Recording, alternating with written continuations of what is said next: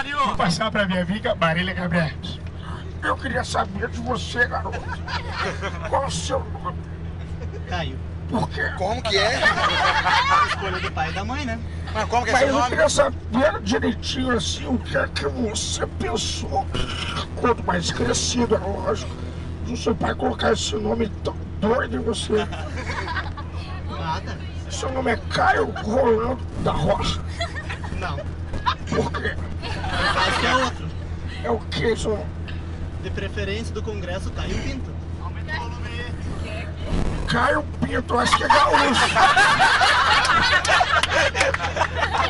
Parece um amigo nosso. Parece um amigo meu. Parece com aquele limãozinho também ali, aquele ali que eu nem pra cá. Ele tem cara de gaúcho, na gaúcha é de Pelotas, né? O gaúcho, Pelota é gaúcho. Então eu queria saber o que você tá achando do Congresso. Muito bom. Tirando os excetos da viagem, ótimo. O quê?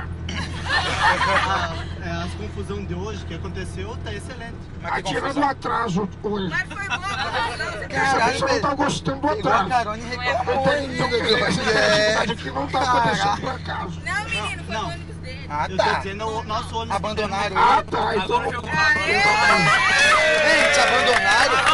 Te abandonaram? Seu ônibus saiu e te deixou pra aqui, trás? agora sim. Ah, tá. Debate bola. Eu pergunto, você falou em uma palavra que você acha. Conversão, Qual a sua mão? amigo, amizade, pai, mãe, família. Esse menino não responde nada mesmo.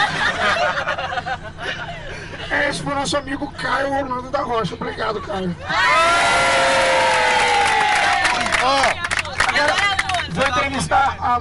Depois, depois das músicas, vou entrevistar uma moça do sexo. ver se vai rodar, vamos ver se vai rodar. Eu não gosto. Vai. E a música? Aô!